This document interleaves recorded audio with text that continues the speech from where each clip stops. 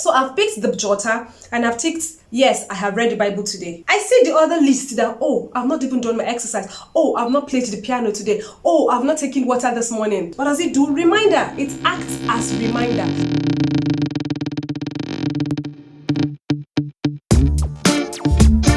As a high achiever, sometimes I feel really overwhelmed climbing my career ladder and smashing all of my personal goals. I know I'm not alone. So I have put together at least 10 productivity hacks that lessen my burden, and you might find them useful if applied appropriately. Number 10 is rest. I am putting this ahead because I know a lot of people do not like that word rest. Oh, if I rest, a lot of things will fall through the cracks. I won't be able to achieve all of my goals, all of my dreams. I won't be able to meet deadlines. I do not need to rest. So what do? Even during leisure times when people are having time to, catch up with each other, having a nap, reading, watching a movie, or just strolling, taking a walk. What are they doing? They are simply working, always overworking, always working. Yeah, I think we should start seeing rest as a task that we need to achieve. Same way you're trying to meet that deadline, you're trying to submit that assignment, you're trying to submit that memo and all of that. You need to find rest as a task too. Because guess what? If anything happens to you, the world would move on. Your work will continue. Someone else will do that job that you're killing yourself, running helter-skelter for. I'm not saying don't take your job seriously, but just as you're taking your job seriously, take your health seriously. Rest is part of your own health. It's that time you're giving to your time to say, you know what? This is my own time. I have to sleep. I have to rest. I have to take a nap. Number 9 is to schedule a routine activity for same time and or space every day. There's a big goal that you want to accomplish, but for you to be able to accomplish that goal, you need to break it down into achievable activities, achievable tasks, right? You're writing a book, or you are studying for an exam in school or a professional exam. Now, because that goal is for a particular time, you're looking at, oh, next month I'm sitting for the exam, or in 6 months I want to be done with this book, or this exam in school, oh, I want to get straight A's and exams is coming on at the end of the semester, right? So what do? You turn it into a routine activity. I want to be writing every day. Even if it is 1,000 words I'm able to add every day, I want to do it. So that in 6 months from now, I would look back and say, wow, I have done something. Oh, my professional exam is coming in 3 weeks. I want to study every day. Written activity. You're doing it every day towards a particular goal. Now, this point is talking about 2 things. Breaking your goals into routine, right? Then ensuring that routine activity is done at a particular time every day. And if you want to now add icing to the cake, in a particular space every day. So you're reading or you're writing, say 6 a.m. every day, you do it at the same time, 6 a.m. every day. 6 a.m. every day. Magical. What it does is simple. Your body gets accustomed to that time. Your body is prepared towards that time every day. Once it gets to that time, you're ready to work. And for the space, each time you do something around that particular space, it becomes dedicated to that particular task. And it gives you that energy. Once you get there, you have a reading table, but you never use it to read. Every time, what you use the reading table for is to do makeup or to watch movies. You just sit there, you put your movie in front of you and you're watching movies. When you want to start studying on that reading table, it becomes a problem because the energies you've deposited onto the table and the seats are not energies in connection or related to you studying. Really, that's how it works. It's like you carrying your book to the bed and you're lying on your bed and you're holding your book. The strongest energy on that bed is to sleep. You're used to sleeping on the bed. Even if you're sitting on that bed, even if it is sitting, you're not lying down, you most likely sleep.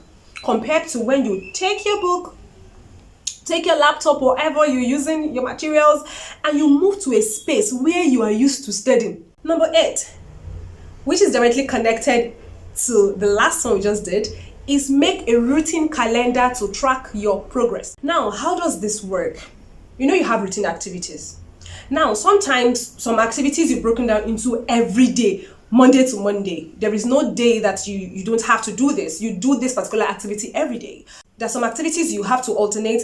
If you start on a Monday, you don't do it on Tuesday, you do it on a Wednesday, you don't do it on a Thursday. And there are some that is just once a week and others twice a week. So it depends. But you know that every time of that week you do it, or every time of the day you do it. So that is the routine, right? Depending on what works for you and what kind of activity you're working with. So what you do is you create a calendar or a register. You create a register where you outline the days of the week and the activities. So you tick. Once you've done the activity, you tick. When you've done the activity, you tick. Now you can create this register on the book. If you want, you can do it on your phone. You can have the templates on your laptop, however you want to have it. So I have this book dedicated to just tracking my activities. This is what I do with this book. So in the morning you wake up, you want to pray, you tick, you've prayed. You want to track how much you read the Holy Bible, you tick, I read the Holy Bible today. You want to track how much of the exercise you do, you are burning, fat in your belly, you want to have a flat belly, so you do some workout just to, develop your abs, and you tick, yes, I've done this today. So the days I miss them, I've missed this today. What does it help you do? It helps you track your progress. Right? So it helps you track your progress. So all through this week, I only did this thing 3 times instead of 7 times. Next week I have to do better.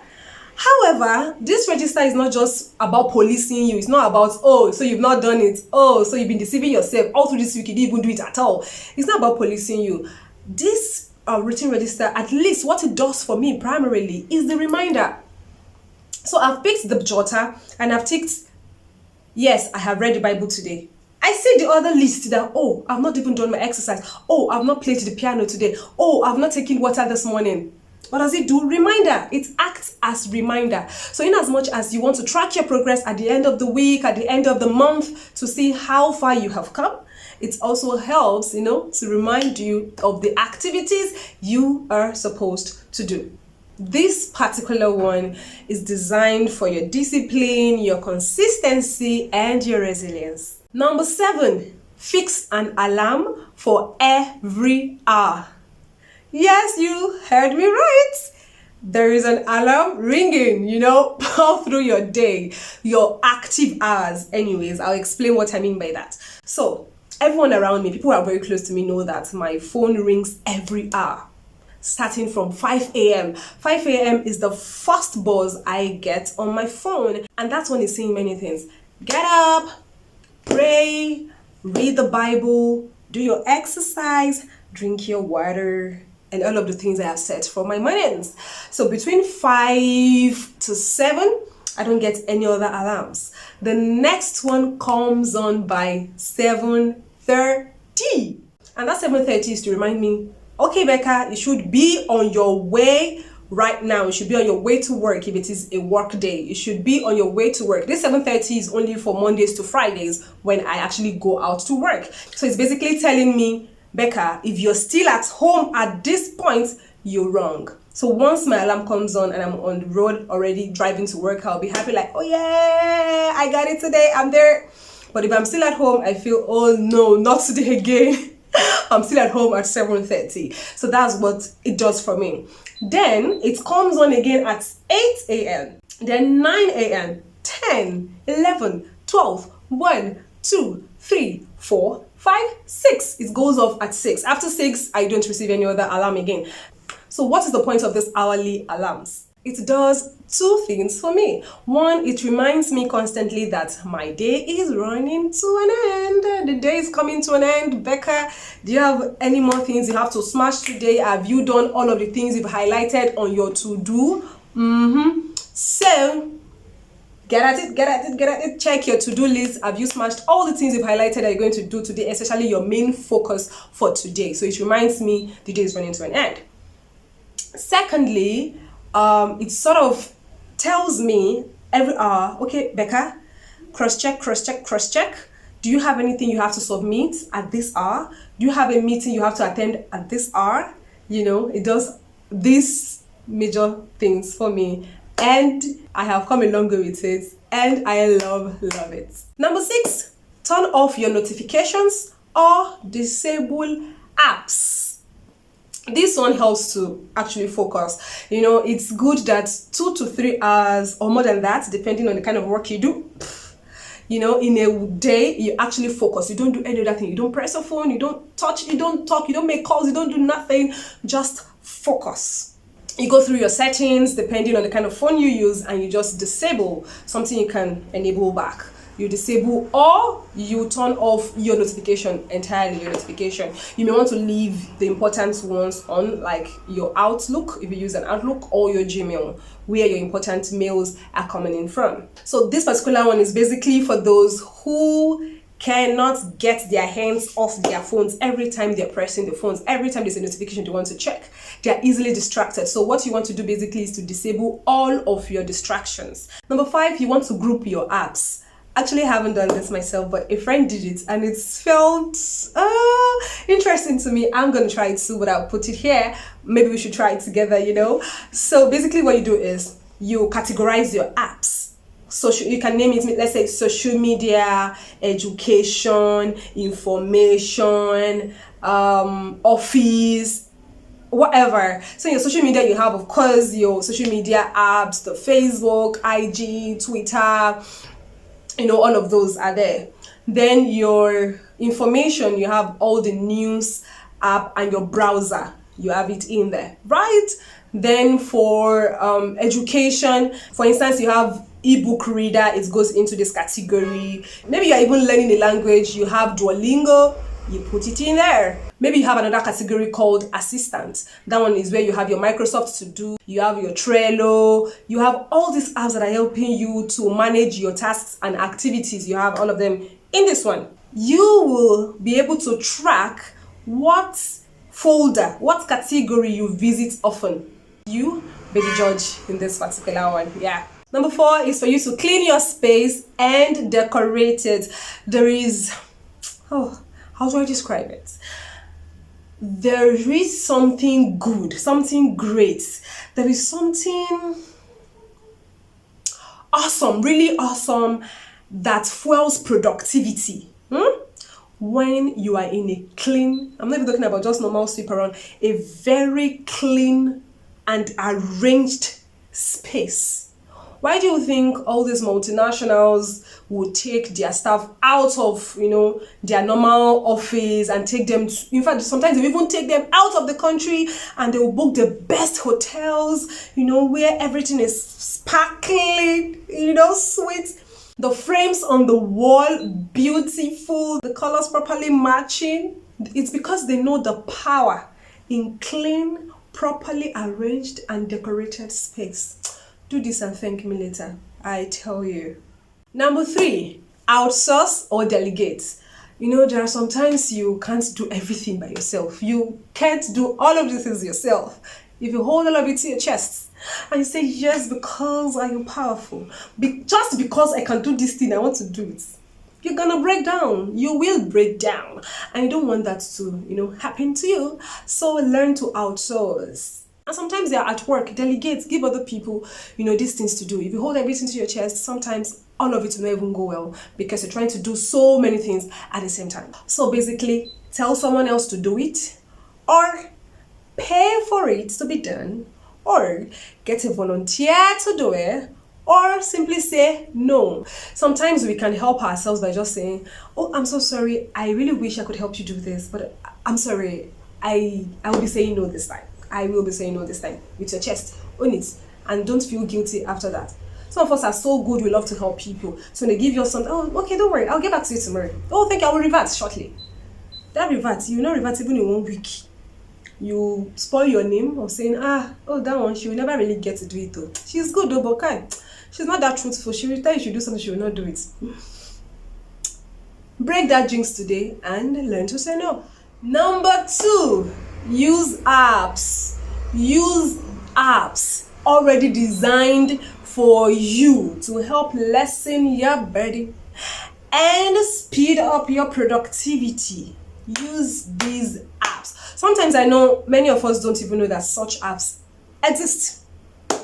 There are so many apps designed to help us stay organized and save time. But of course, if we know better, we do better. If we don't know, we will not even be able to use it, right? After all, you don't even know these things exist. And sometimes some people know these things exist, but they are not disciplined enough to use it. So it's still the same. It's just as if you don't know it anyways. I'll mention a few. One, Microsoft To Do. Hi. It's underrated. It's underrated. People don't use it. I don't know. You can download it as an app on your phone. It can be on your system.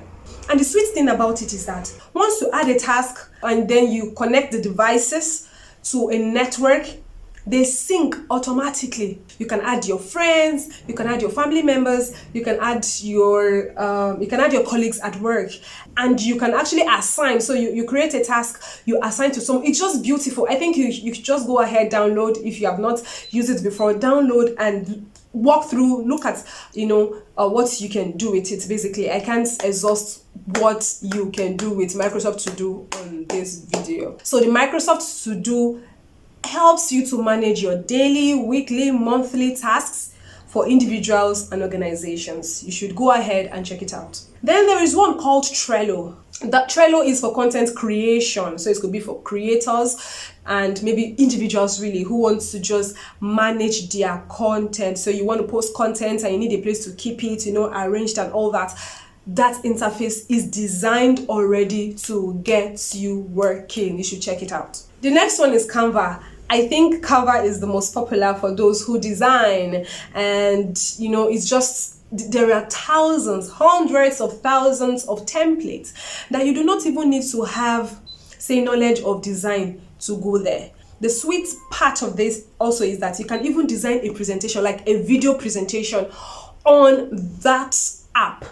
I have done it before, so without even paying for the pro. So you should try it out if you haven't used it before. The next one is CapCut. There is something called CapCut. It's a video editing app. Do you know the sweet thing about this? You know how that when you are editing videos with free apps, there will be a watermark there. There will be where they put the name by the side, on top, under, just for people to know that you see this brother or sister right here did not pay for this app.